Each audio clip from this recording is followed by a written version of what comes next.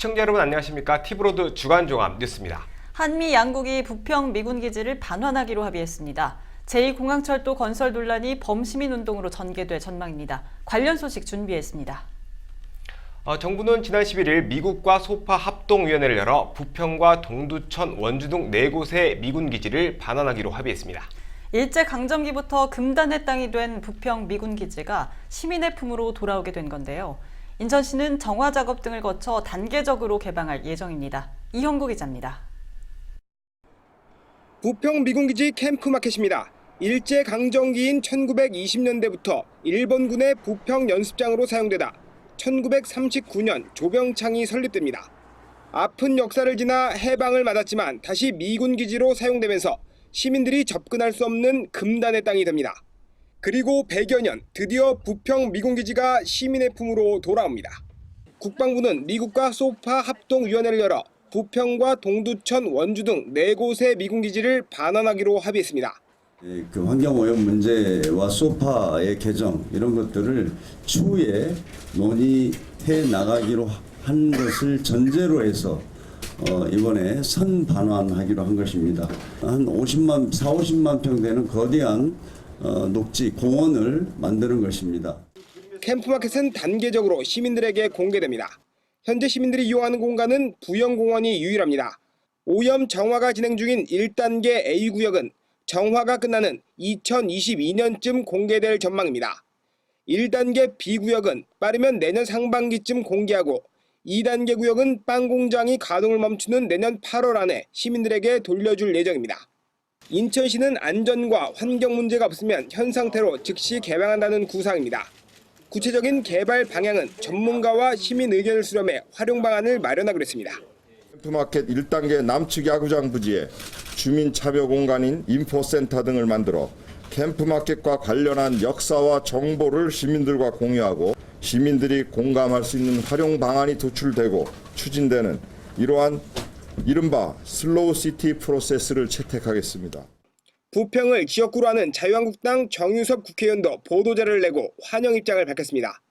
정 의원은 캠프마켓이 온전히 부평 주민품으로 돌아오게 됐다며 기지 내 오염되지 않은 지역부터 우선 개방하고 오염지역은 조속한 정화 작업이 이루어지도록 노력하겠다고 말했습니다.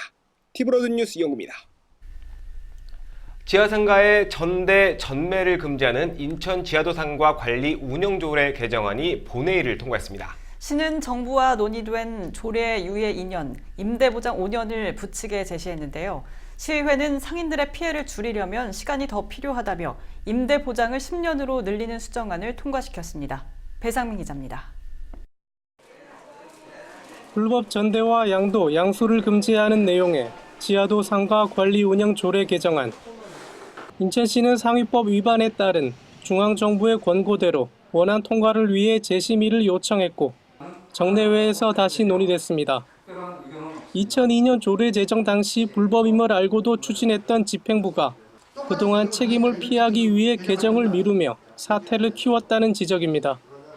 사회적 이슈가 되고 엄청난 그 후폭풍이 있을 걸로 예상되기 때문에 본인들이 재임 기간에는 이거를 손 안 댔으면 하는 그런 솔직한 바람이 있어서 손 안 대고 여태까지 온 거예요. 인천시가 다음 주에 조례를 제정할 때 이 조례안을 제출했고 또 과거에 저희 집행부 책임은 인정합니다. 사회법이 위배되기 때문에 그리고 과거에 집행부 책임을 있기 때문에 저희도 좀 감사하면서 징계가 좀 기다리고 있고요. 그래서 이제 더 이상은 저희도 후임자에게 이 책임을 물려줄 수는 없는 상황이고요. 최대 수억 원을 들여 상가를 양도 양수하거나 권리금을 내고 전차한 상인들에 대한 피해 보상도 주문했습니다. 자영업자가 8%입니다. 전대 87%. 어떻게 이런 일이 벌어집니까? 시는 중앙정부와 협의해 상인들의 피해가 최소화되도록 구제안을 마련했다고 설명했습니다. 계약기간 다 인정해주고 그다음에 계약기간이 최소 5년 이내에 대해서는 5년 정도는 좀 유예할 수 있도록 그다음에 최근에 5년 이내에 양수양도 하신 분들은 가장 큰 피해를 입은 분들이기 때문에 그분들에 대해서는 또 추가적으로 최대 10년까지 해줄 수 있는 그 피해 구제 대책을 마련했다고 저는 생각하고 있고요. 시는 또한 공유재산인 지하상가의 장기간 사유화로 권리매매, 전차로 탈세 문제가 심각하다고 덧붙였습니다. 한편 보다 현실적인 구제안도 필요하다는 주장이 제기됐습니다. 최근 대법원의 판례를 봐도 양도 양수시의 권리금을 인정해주는 이런 판례가 몇 건 있었습니다. 춘천이나 아니면 대전중앙로 다 수의계약, 수의입찰, 위탁관리 이렇게 가고 있는 추세예요. 왜? 경기가 안 좋아요. 시의회 건교위는 결국 두 차례 정회 속 의원 간 토론 끝에 조례안을 수정 가결했습니다. 계약 잔여 기간이 5년 이내의 경우 조례 공포일로부터 5년 연장, 5년 초과의 경우 계약 기간 보장이던 것을 잔여 기간 10년 이내의 경우 공포일로부터 10년 연장, 10년 초과의 경우 계약 기간 보장으로 바꾸고 양도와 양수, 전대의 유예 기간을 2년에서 5년으로 변경했습니다. 결국 원안 통과를 고수한 집행부와 시의회 간 갈등의 골이 깊어지는 양상입니다. 티브로드 뉴스 배상민입니다. 개인용 이동수단으로 전동 킥보드와 전동 휠 등이 큰 인기를 끌고 있습니다. 그런데 교통사고와 화재 등이 늘면서 대책을 요구하는 목소리도 높은데요. 관련 대책을 담은 조례안도 시의회 본회의를 통과했습니다. 이형구 기자입니다. 개인용 이동수단의 한 종류인 전동 킥보드. 저렴한 가격에 편리성까지 더해 많은 인기를 끌고 최근엔 공영 서비스까지 활성화되고 있습니다. 문제는 안전성. 2015년 14건에 불과하던 사고는 지난해 233건으로 늘었습니다. 운행사고는 물론 배터리 화재로 인한 피해도 속출하는 상황. 인천시의회에서 관련 대책을 마련하는 걸 골자로 하는 조례안이 발의됐습니다. 최근 개인형 이동수단의 보급 확대로 이용자가 급격히 증가한 추세이나 관련 근거 미비로 인하여 높아진 사고 위험에도 보호를 받지 못하는 실정으로 개인형 이동수단의 이용 안전에 필요한 사항을 규정하여 이용자 및 이용자의 주행 안전을 확보하기 위해서 조례에는 안전 확보를 위한 교육과 실태 조사, 그리고 다양한 사업을 하는 내용이 담겼습니다. 조례안 필요성에는 대부분 공감했지만 상위법 미비로 인한 조례의 실효성에 의문도 제기됐습니다. 위에 법 지정이 없거든요. 면허나 보험, 자동차 등록, 주행 방법 이런 법적 장치에 대해서는 하루빨리 좀 규칙이나 이런 걸 만들어 달라는 당부의 말씀을 드리겠습니다. 그 킥보드 이런 것들이 없기 때문에 거기에 대한 정의를 하기 위해서 지금 이찬열 우리 의원님께서 지금 발의도 해놓고 그런 상태인데 어쨌든 이거는 지금 우리 전동 킥보드라는 거는 도로교통법 제2조의 원동기 장치 자전거에 해당되는 사항입니다. 이용자는 증가하고 있지만 관련 연구는 전무한 게 현실. 때문에 인천시도 관련 조례의 필요성에 공감했습니다. 이 조례가 제정이 되면 조례를 기반으로 해서 우리 인천연구원 이쪽의 정책 과제로 전반적인 개인형 이동 수단에 대한 실태를 파악해서 저희 그 시에 시책을 수립해서 시행을 하려고 지금 하고 있습니다. 한편 정부도 개인 이동 수단의 안전 기준을 강화했습니다. 전동 킥보드의 전조등과 경음기 장착을 의무화하고 최대 무게를 30kg으로 제한하는 등 안전 기준을 마련해 내년 2월부터 시행합니다. 티브로드 뉴스 이영구입니다. 인천시가 사상 처음으로 국비 4조 원 시대를 열게 됐습니다. 내년도 국비 4조 4천억 원을 확보했는데요. 지역 생활 SOC와 교통 인프라 구축 사업에 탄력을 받을 전망입니다. 배상민 기자입니다. 인천시가 사상 최초로 내년에 국비 4조 원을 확보했습니다. 시는 2020년도 국고보조금으로 3조 7천일억 원을 확보했습니다. 이는 지난해보다 6,186억 증가한 것으로 역대 최대 규모입니다. 이에 앞서 행안부 보통교부세도 전년 대비 1,240억 증가한 7,200억을 이미 확보한 상태입니다. 이에 따라 인천시의 내년도 국비 확보액은 총 4조 4,201억 원으로 사상 처음으로 국비 4조 원 시대를 맞게 됐습니다. 주요 신규 사업으로는 영종 신도간 평화도로 건설, 청라국제도시 IHP 진입도로 개설, 소래포구 국가어항 건설, 소재, 부품, 장비 실증화 지원센터 건립, 출산 육아 종합 인프라 구축, 영종경찰서 신축 등입니다. 특히 영종 신도간 평화도로 건설은 지역 주민들의 수건 사업으로 서해 평화협력 시대를 이끌어갈 인프라 구축의 초석이 될 전망입니다. 주요 계속 사업으로는 서울도시철도 7호선 성남 청라 연장 사업, 세계 문자 박물관 건립, 드론 인증센터 및 전용 비행장 구축, 서창 안산간 고속도로 건설, 인천도시철도 1호선 송도 연장과 인천발 KTX 등입니다. 시는 또한 체육센터, 도서관, 공영주차장, 돌봄센터 등 지역 밀착형 생활 SOC 사업으로 총 59개 사업 654억 원을 확보했습니다. 한편 공항철도 용종지역 운임체계 개선을 위해 국토부가 수도권 통합 환승 요금제 개선 연구 용역을 수행하고 개선 방안을 마련하도록 정부의 의견을 이끌어내기도 했습니다. 티브로드 뉴스 배상민입니다. 방송통신위원회가 OBS 경인TV에 제어가 보류를 통보했습니다. OBS가 이전하기로 했던 계양방송국 부지는 1년이 넘도록 주인을 찾지 못하고 있습니다. 북인천 방송 이정하 기자가 보도합니다. OBS 경인TV는 지난 2009년까지 방송국 본사를 인천으로 이전하기로 했습니다. 그로부터 10년이 지났지만 약속은 지켜지지 않았습니다. 인천 시민사회는 거세게 반발했습니다. 인천 지역 시민들과 시청자들을 위해서 일을 하겠다 이런 약속을 했는데 창립 이후에 지금 4번째 재허가 과정에서도 그런 약속이 한 번도 안 지켜졌습니다. 과연 그러면 OBS가 인천 지역의 방송으로서 역할을 제대로 할 수 있는지는 문제 제기를 하고 있는 거고요. 인천 시청자들은 OBS 방송 제허가 반대 운동을 지속적으로 벌일 거고요. 지난달 전국 언론노조 OBS 지부도 성명을 내고 인천 사옥 이전은 꼭 지켜야 하는 약속이라며 사측은 제허가를 3번 받는 동안 매번 이전하겠다는 공수표를 남발했다고 비판했습니다.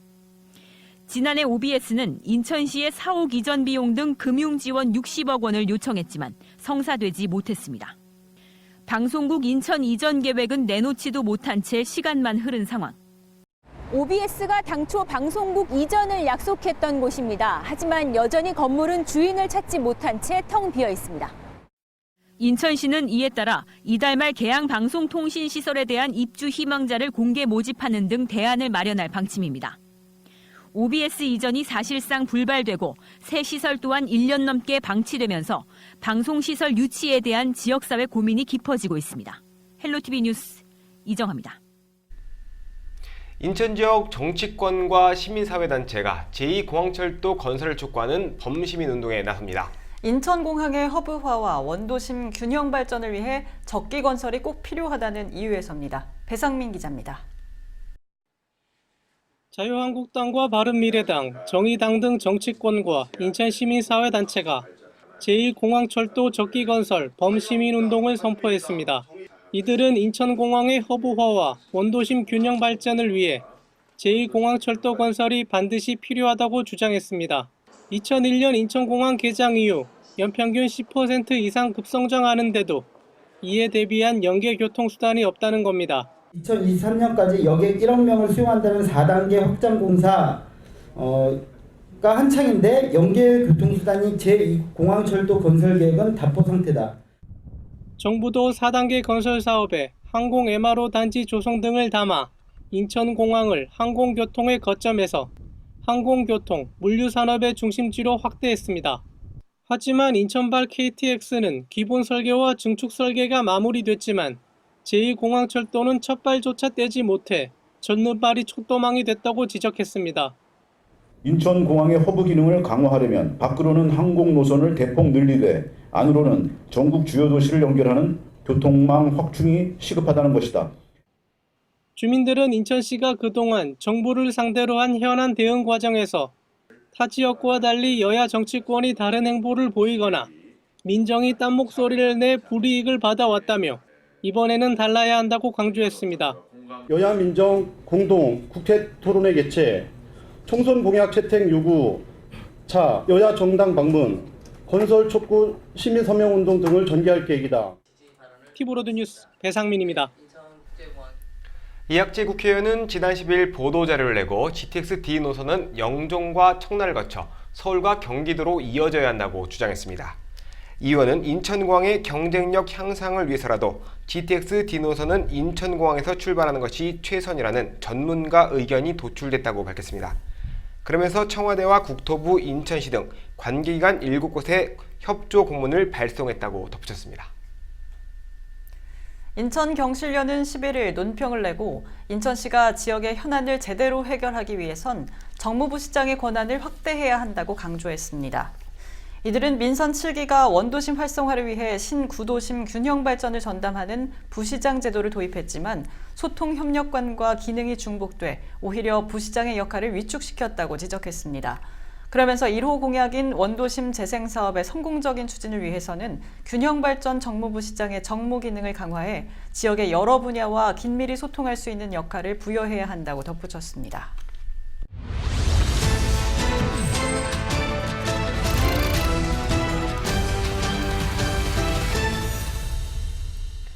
수도권 매립지 피해를 보는 주민들은 특별회계 예산으로 지원을 받습니다. 그런데 지원 범위를 서구 전체로 해야 한다는 서구청 내부 문건이 공개돼 논란이 일고 있습니다. 김지영 기자입니다. 지난 2014년 제정된 매립지 특별회계 설치 및 운용 조례입니다.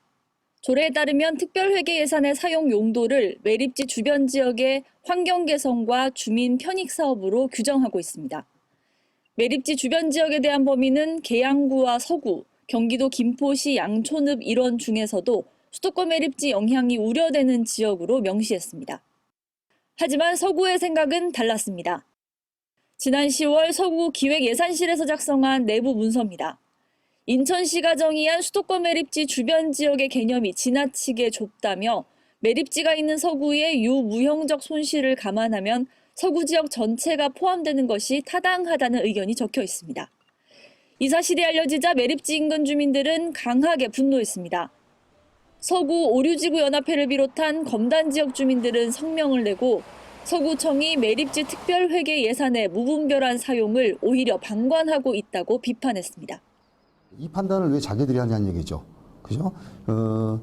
일단 피해 영향 지역이라는 건 분명히 폐촉구에서 2km 반경 2km가 정해져 있고 거기서 현물 사업도 되고 공공 사업도 진행이 되는데 영향권 밖에 멀리 있는 동네에 거기도 피해를 보고 있으니 동사무소를 져주고 횡단보도 조명 설치를 해주고 도로를 깔아주고 이런 거는 납득이 안 된다는 얘기고 설득력도 없습니다. 서구는 이 사실에 대해 내부 검토 자료일 뿐이라면서 실제로 대부분의 특별회계 예산이 매립지 영향권 지역 내에 쓰이고 있다고 해명했습니다. 하지만 서구가 인천시에 신청한 내년도 매립지 특별회계 사업 목록을 보면 매립지와 동떨어진 지역에 관한 내용이 포함되어 있습니다. 가정일동 행정복지센터 신축 사업에 100억 원, 가정이동 행정복지센터 공사비로 90억 원을 편성한 겁니다. 해당 예산은 결국 인천시의회 예산 소위에서 50% 삭감됐습니다. 매립지 주변 지역 환경 개선 사업을 위해 조성된 매립지 특별회계 기금.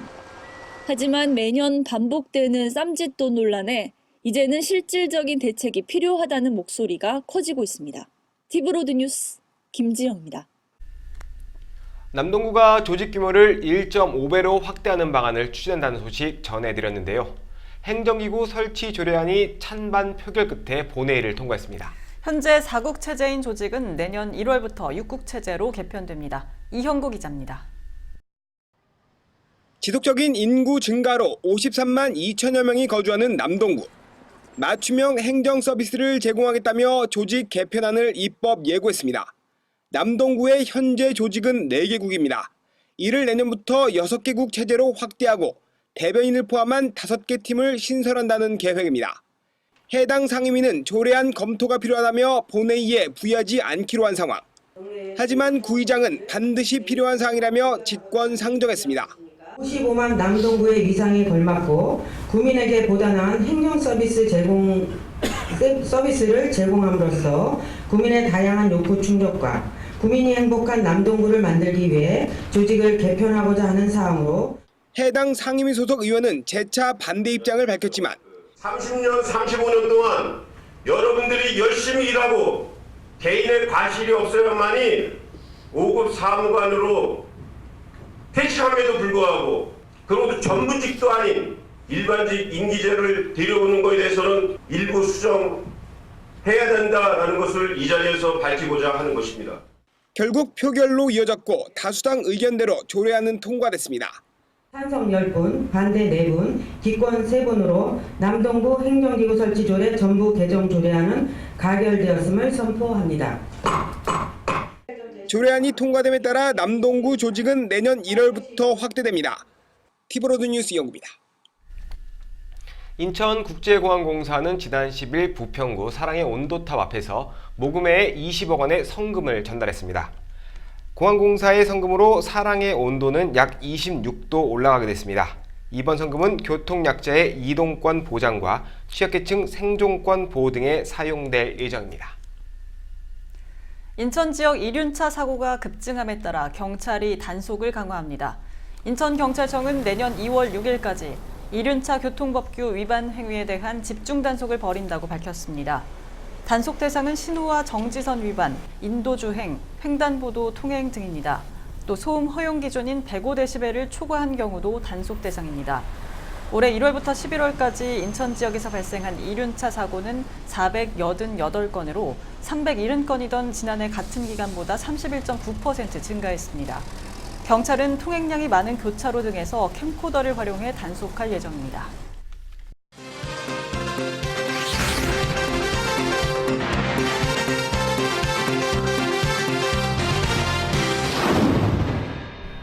한 주간 인천시 소식을 알아보는 위클리 인천 시간입니다. 오늘도 김은경 인천시 대변인 잘했습니다. 안녕하세요. 네, 안녕하세요. 네. 이번 주는 도시숲 조성 소식입니다. 네네. 도심 곳곳에 숲을 조성한다 이런 내용 같은데 먼저 도시숲이 뭔지 설명해 주실까요? 네네. 이번 주는 올겨울 들어 처음으로 초미세 위기경보 관심 단계가 발령되어 인천시도 미세먼지 비상저감 조치들을 시행했는데요. 이제는 미세먼지가 우리의 생활 속 깊숙이 자리 잡으면서 주목받는 것이 있습니다. 바로 도시숲인데요. 도시숲이란 시민의 편안한 휴식과 정서함양 그리고 체험활동 등을 위해 조성 관리하는 산림과 수목입니다. 우리 주변의 숲과 공원 녹지는 물론 길거리의 가로수나 친수공간 등이 모두 포함되는데요. 최근 도시숲에 대한 접근성을 의미하는 숲세권이 부동산 가격에 영향을 미칠 정도로 관심이 높아지고 있고요. 미세먼지와 같은 대기오염, 또 여름철 폭염 등의 부작용이 없는 자연 해결사인 도시숲의 가치가 더욱 조명되고 있습니다. 예, 말씀하신 대로 미세먼지가 심각해지면서 학교나 사무실, 각 가정에 공기청정기를 놓죠. 네네. 아마 도시숲이 5개 공기청정 역할을 하지 않을까라고 봐도 될 것 같은데 도시숲이 구체적으로 어떤 기능을 합니까? 네네. 나무와 숲이 미세먼지 저감에 직접적인 효과가 있다는 것은 이미 선진국의 사례나 연구를 통해서도 잘 알려진 사실입니다. 국립산림과학원에 따르면 도시숲은 미세먼지의 농도를 낮추는 효과가 있다라고 하는데요. 미세먼지를 흡수하는 능력뿐만 아니라 여름 한낮의 평균 기온을 3도에서 7도 낮춰주고 또 평균 습도를 조절해주는 등 도시 내 쾌적한 생활 환경을 유지시켜주고요.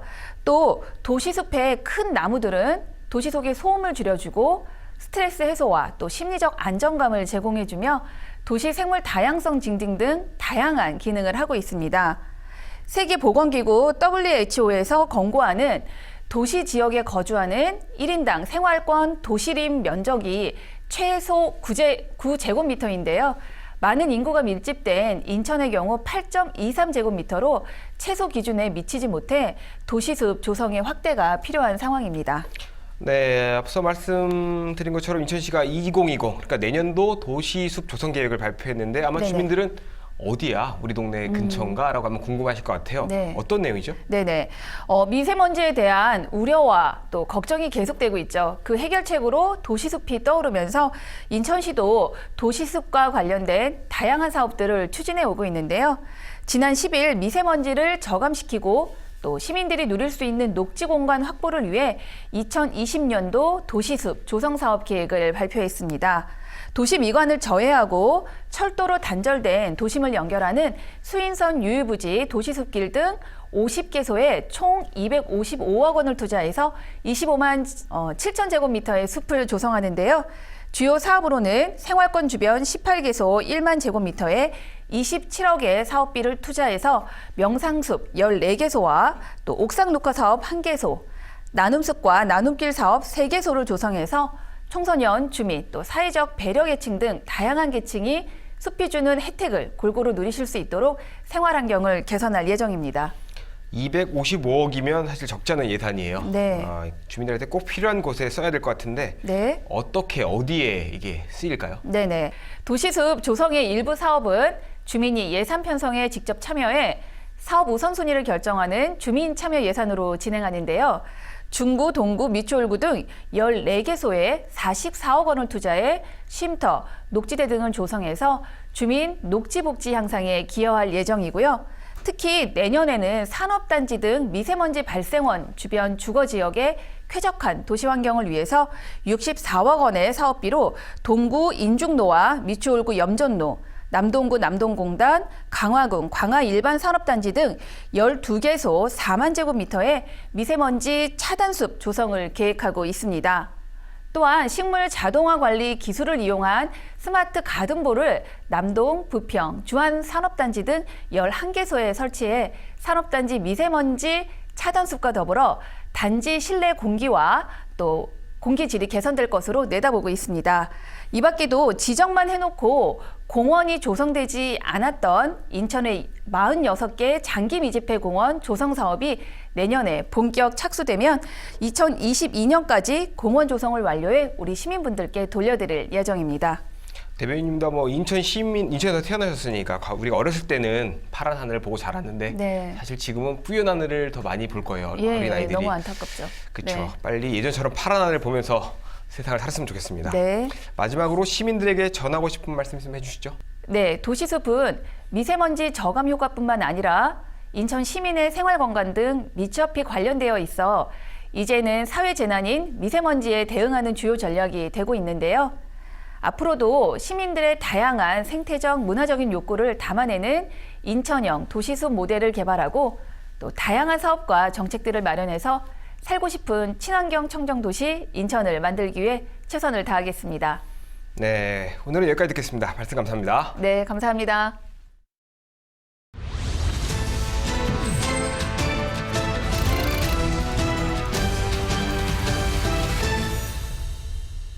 인천공항에 있는 인천은 항공산업의 최적지로 평가를 받고 있는데요.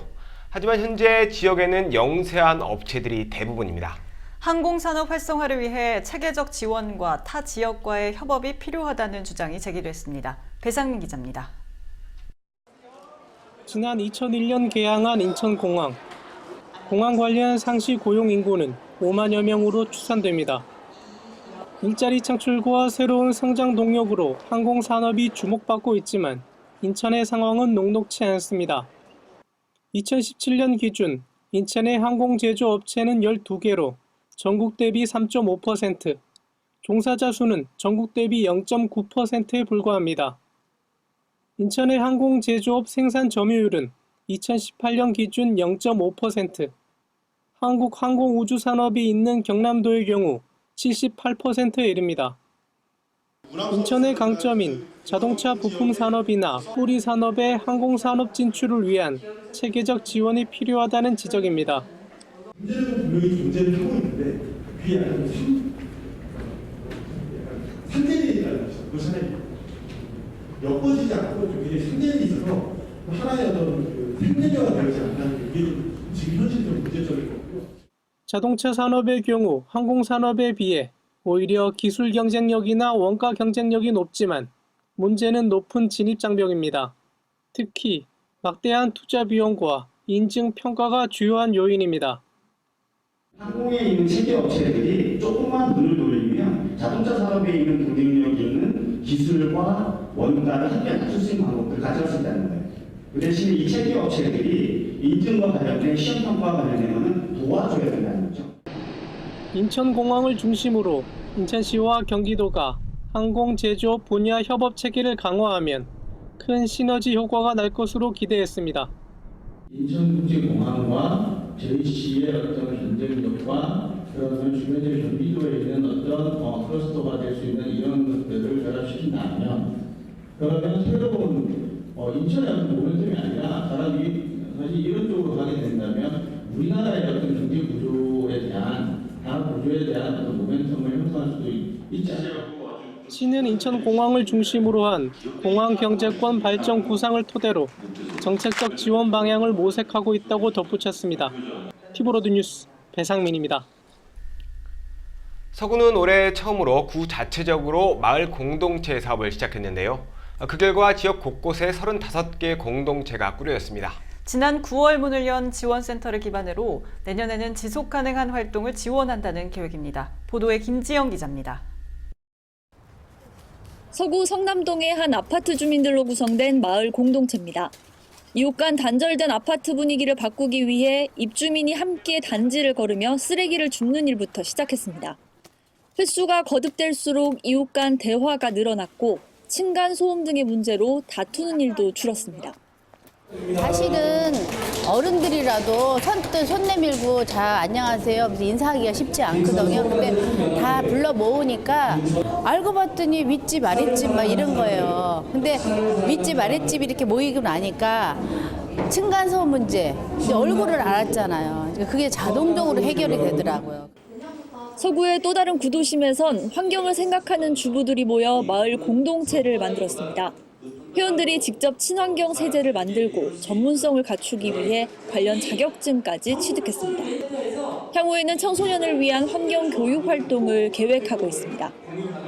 저희가 이제 자연세제 뭐 이런 주제로 이렇게 환경을 생각하는 모임이기 때문에 자격증 과정을 진행을 했어요. 그래서 대부분이 이제 자격증을 거의 취득을 하셨고 이제 아이들이 환경을 생각할 수 있는 그런 쪽의 길도 열어줬으면 좋겠다 이런 생각이 있어서 올 한해 서구에서 활동한 마을 공동체는 모두 35개.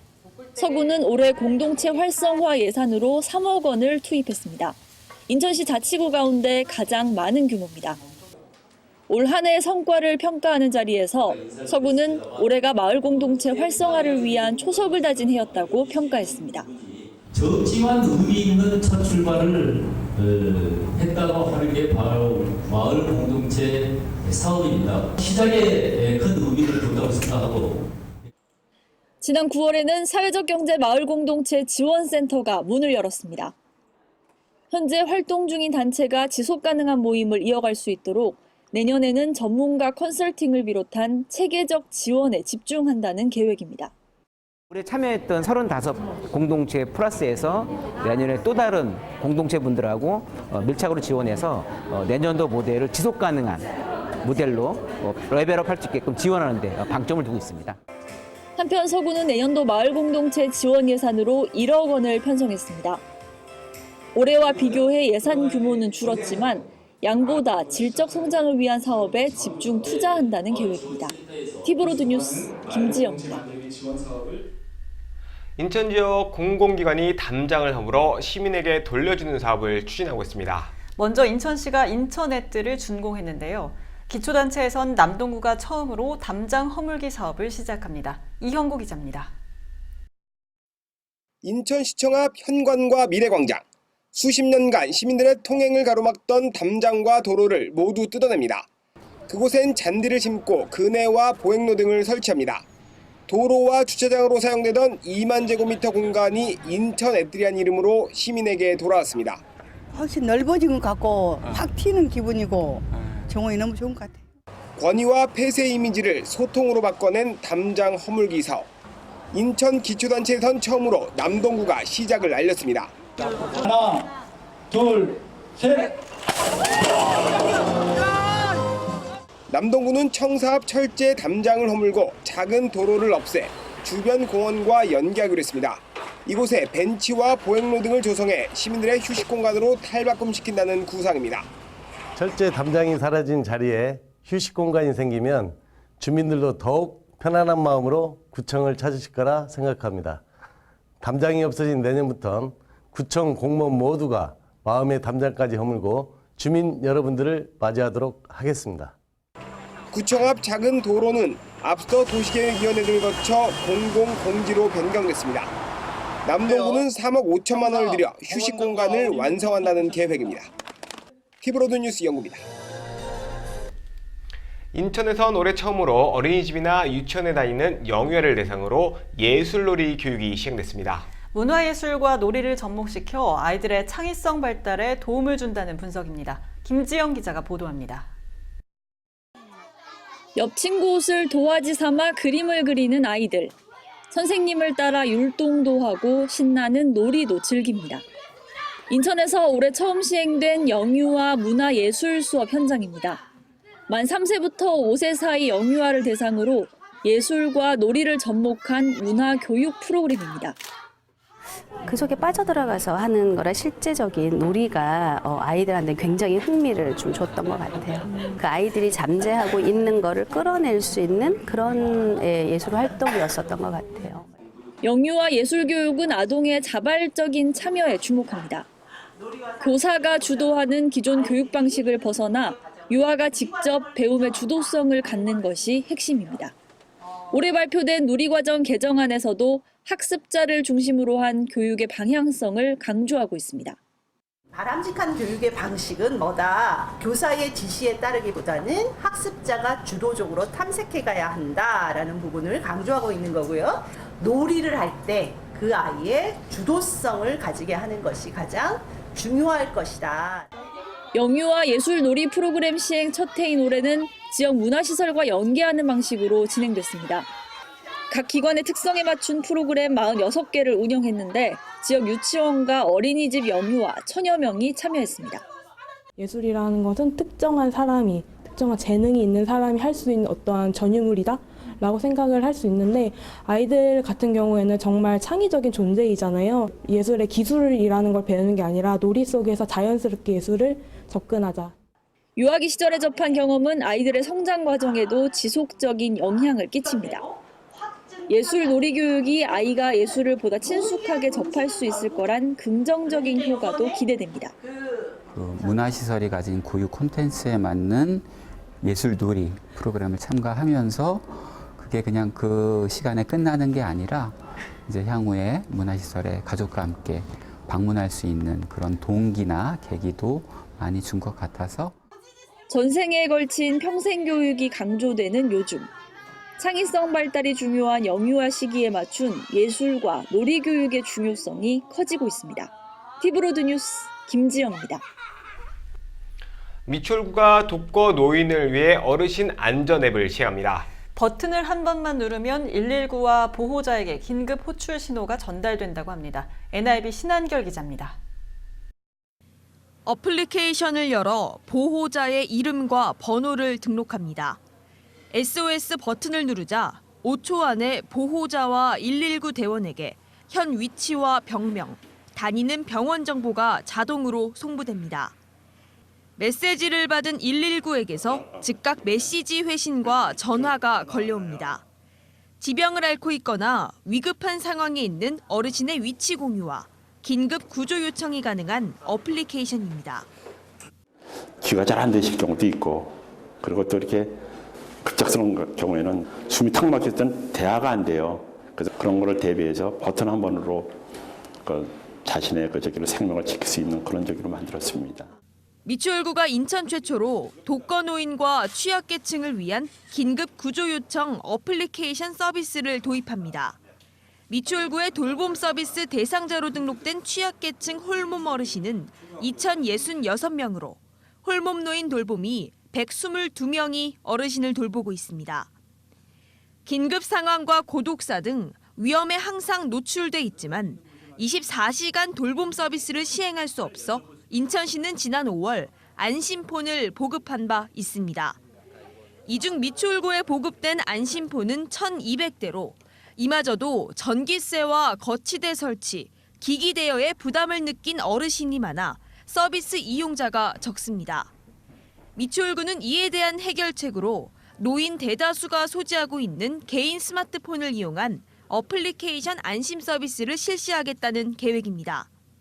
어른들이 많은 필요를 하세요. 이제 기존에 혼자 사시는 분들은 이제 내가 급할 때 신고할 수 있는 사람이 있어야 된다. 빨리 신고를 하고 싶다. 이런 게 있는데 많은 어르신들께 일반적으로 운영할 수 있는 좋은 방법이 될 수 있을 것 같아서 저희도 시도를 하게 되었습니다.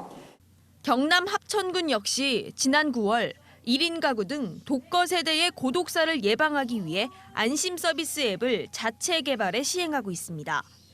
하지만 스마트폰을 소지하지 않은 노인들은 사용할 수 없다는 아쉬움이 있어 개선책 마련이 필요한 가운데 미추홀구의 스마트한 안심 서비스가 취약계층의 안전망을 더 촘촘히 점검할 수 있을지 주목됩니다. NIB 뉴스 신한결입니다. 강화군이 내가면 외포리에서 고천리 구간에 도시가스를 공급하기 위한 공사를 시작합니다. 공사 구간은 외포 3거리에서 고천 3거리까지 약 2km입니다. 도시가스 본관을 연결하는 공사로 내년 1월 마무리될 예정입니다. 이번 공사가 완료되면 외포리와 고천리 일대 200여 세대가 도시가스를 공급받습니다. 중구가 내년부터 다자녀 기준을 3자녀에서 2자녀로 확대하고 출산 장려금 지급을 늘린다고 밝혔습니다. 이에 따라 내년부터 둘째아는 1인당 100만 원, 셋째아는 300만 원, 넷째아 이상은 500만 원의 출산 장려금이 지급됩니다. 한편 중구는 현재 셋째아 이상의 경우 월 10만 원씩 2년간 다자녀 양육 지원금을 지원하고 있습니다. 서구가 상습 침수 지역인 성남동 일대에 우수 저류시설을 설치합니다. 서구는 성남 완충녹지 지하에 12,000톤의 빗물을 저장할 수 있는 저류시설을 설치한다는 계획입니다. 이 사업은 행정안전부의 기본 설계 심의를 마친 상태입니다. 구는 내년에 실시 설계를 거쳐 2022년 완공한다는 계획입니다. 옹진군 자월면과 덕정면 주민자치위원회는 지난 11일 인천시청에서 기자회견을 열고 선갑도를 생태경관 보전지역으로 지정하라고 촉구했습니다. 주민들은 선갑도가 핵폐기장 논란에 이어 리조트와 채석단지 개발 등으로 논란이 끊이질 않고 있다며 이같이 밝혔습니다. 그러면서 선갑도를 생태경관 보전지역으로 지정해 소외된 섬 주민들이 인천 시민으로 자긍심을 가질 수 있도록 해달라고 당부했습니다. 또 국립해양박물관과 연계한다면 섬 자연생태와 해양환경보전의 거점으로 인천의 랜드마크가 될 것이라고 주문했습니다. 일제 강점기부터 금단의 땅이었던 부평 미군기지가 시민품으로 돌아오게 됐습니다. 오래 걸린 만큼 오롯이 시민들을 위한 공간으로 재탄생하길 기대해봅니다. 이상으로 티브로드 주간 종합 뉴스를 마칩니다. 함께해 주신 여러분 고맙습니다.